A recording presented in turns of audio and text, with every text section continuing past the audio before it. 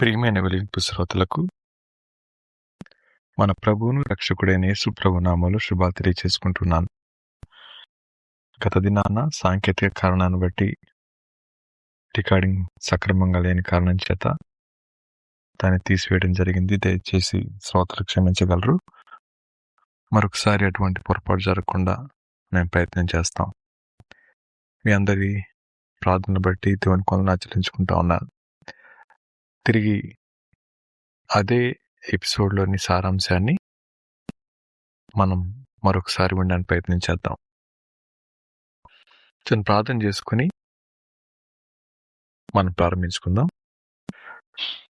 మమ్మల్ని మిక్కిలిగా ప్రేమించిన మా ప్రియ పరలోకపు తండ్రి, మీ ఘనమైన శ్రేష్టమైన అత్యున్నతమైన నామానికి వందనాలు, స్తుతులు, స్తోత్రాలు చెల్లిస్తా ఉన్నాను ప్రభు.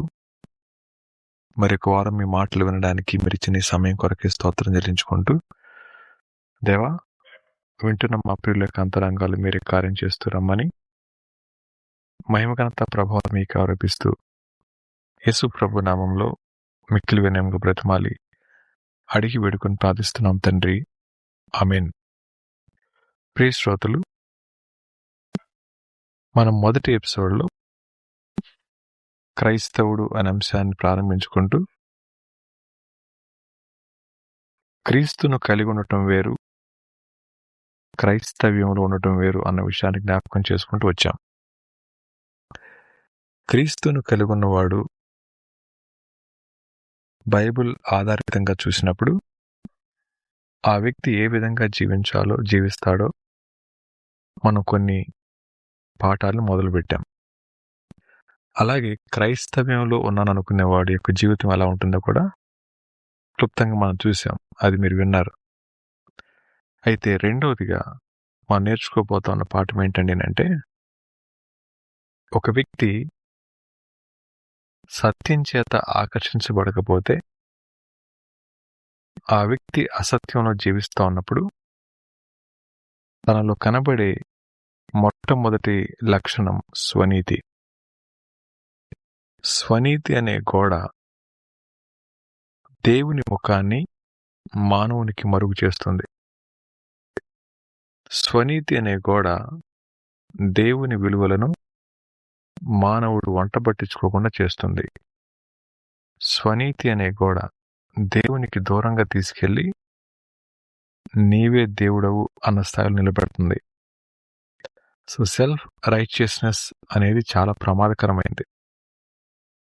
ఒక వ్యక్తి స్వనీతిని ఆశ్రయించి జీవిస్తూ ఉన్నప్పుడు ఆ వ్యక్తి ఎప్పటికప్పుడు తన పొరుగు వారిని, తన తోటి వారిని తక్కువగా చూడటం, హీనపరచడం చేస్తుంటారు.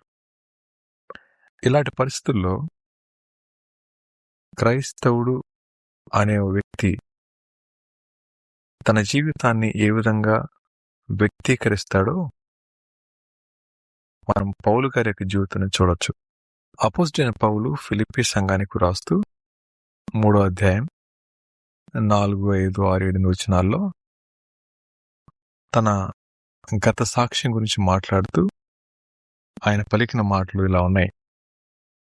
ఫిలిప్పీలకు రాసిన పత్రిక 3వ అధ్యాయం 3వ వచనం నుంచి, ఎందుకనగా శరీరమును ఆస్పదము చేసుకొనక దేవుని ఆత్మ వలన ఆరాధించుచు క్రీస్తు యేసునందు అతిశయపడుచున్న మనమే సున్నతి ఆచరించువారం కావలినంటే, ఈ మాటలు వినండి, నేను శరీరమును ఆస్పదము చేసుకొనవచ్చును, మరి ఎవడైనను శరీరమును ఆస్పదము చేసుకొనదలిచిన ఎడల నేను మరి ఎక్కువగా చేసుకొనవచ్చును.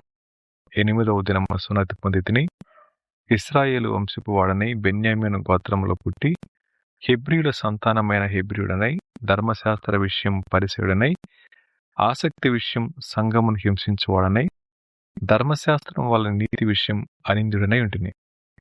ఇది ఆయన యొక్క గత సాక్ష్యం.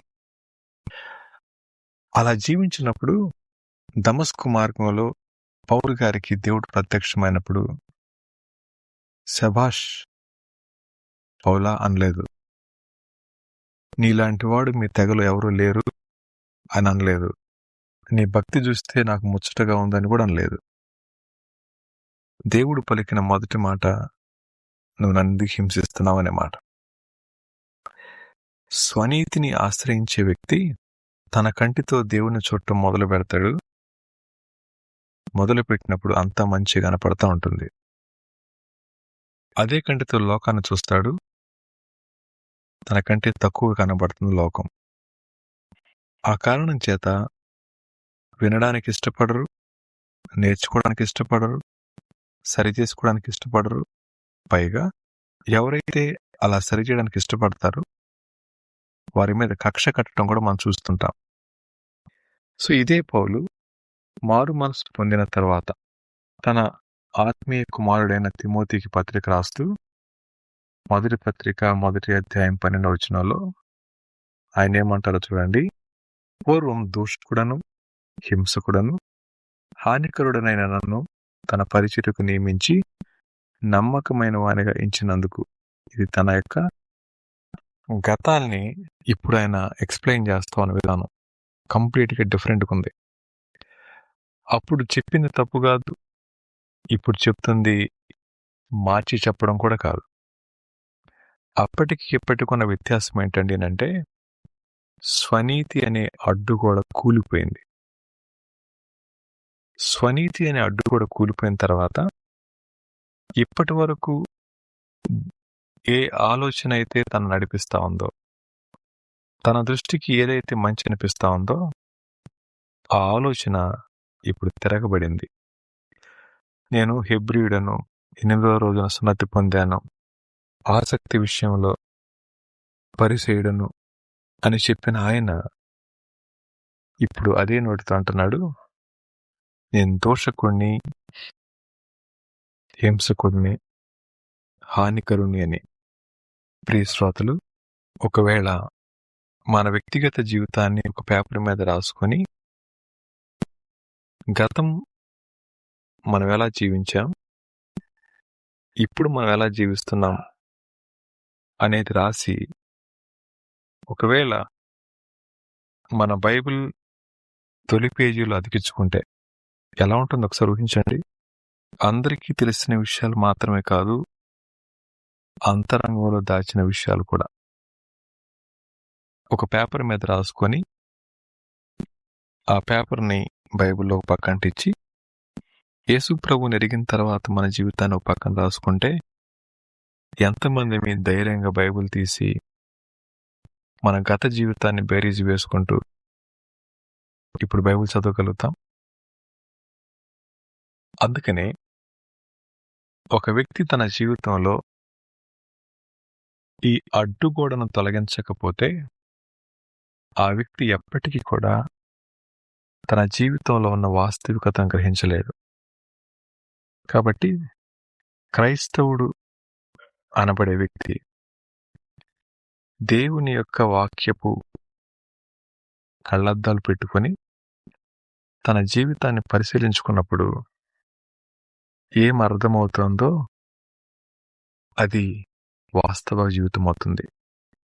ప్రియ శ్రోత, ఈ మాట వింటూ ఉన్న మనం ఇలా ఆలోచన చేసుకుందాం.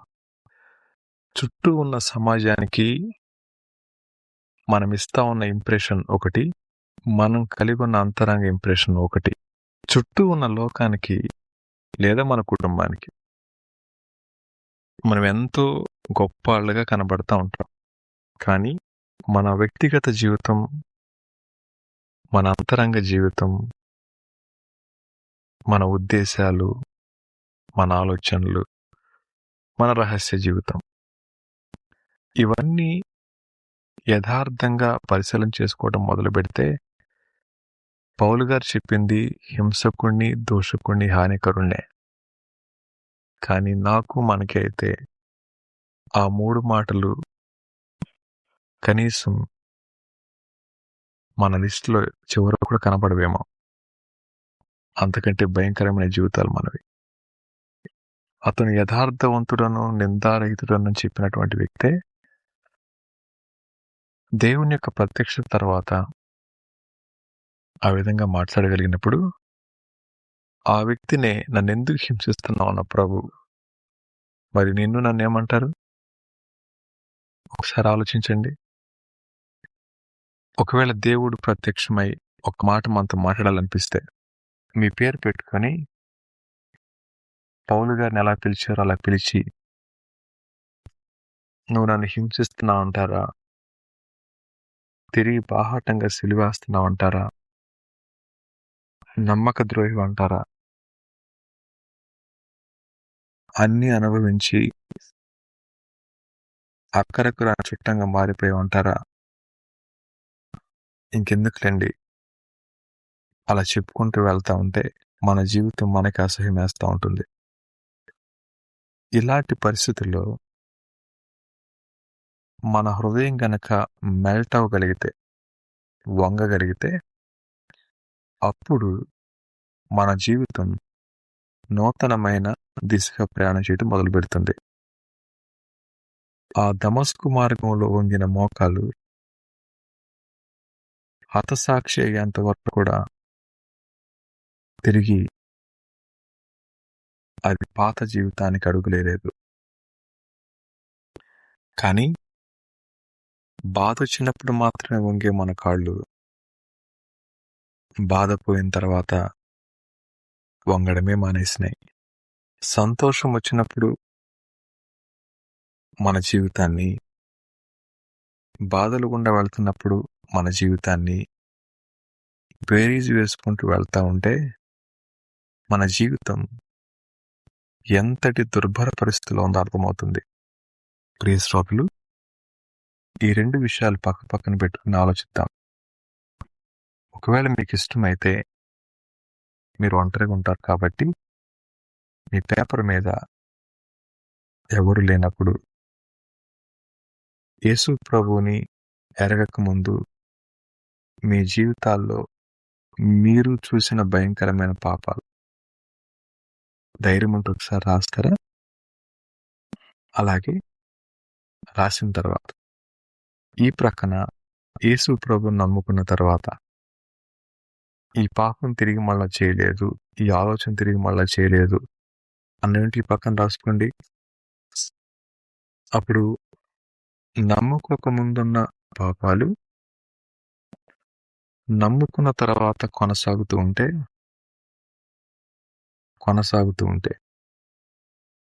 కనబడటం మానేయటం కాదు, కొనసాగుతూ ఉంటే మార్పు మతిక అంటే మనసు మారిందా, లేక బ్రతుక, లేక బాహ్య రూపం మాత్రమేనా? శ్రోతలు, బైబిల్లో చెప్తా ఉంది, దేవుడు వెక్కిరించబడ్డు మనం ఏది విత్తుతామో దాన్నే కోసుకుంటామని. స్వనీతిని ఎవరైతే ఆశ్రయిస్తారో వారికి మిగిలేది స్వనాశనమే. స్వనీతిని ఎవరైతే ఆశ్రయిస్తారో వారికి మిగిలేది స్వనాశనమే. Self righteousness leads to self destruction. అది మీకు కావాలి అంటే దాన్నే పట్టుకోండి. అలా కాదు అనుకుంటే పౌలు గారిలాగా ఇప్పుడు ఏం చేయాలి ప్రభువా అని అడగండి.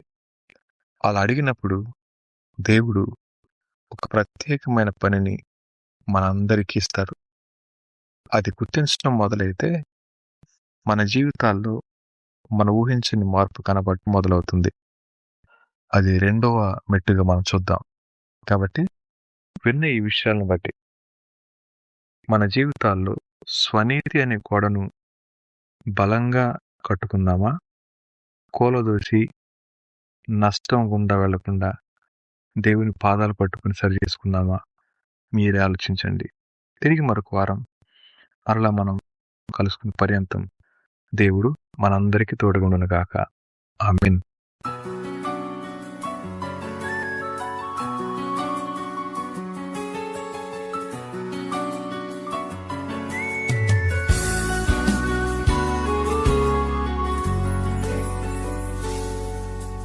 వెలుగు వెలిగించు, వెలుగై వెలిగించు, అందుకే ఈ వెలిగింపు. వెలుగు వెలిగించు, వెలుగై వెలిగించు, అందుకే ఈ వెలిగింపు. చీకటిలో నడిచెనేస్తమా, భయముతో బ్రతికే మిత్రమా, చీకటి వీడు భయమును వేడు, వాక్యమే నీకు తోడు. చీకటిలో నడిచెనేస్తమా, భయముతో బ్రతికే మిత్రమా, చీకటి వీడు భయమును వేడు, వాక్యమే నీకు తోడు. వెలుగు వెలిగించు, వెలుగై వెలిగించు, అందుకే ఈ వెలిగింపు. వెలుగు వెలిగించు, వెలుగై వెలిగించు, అందుకే ఈ వెలిగింపు.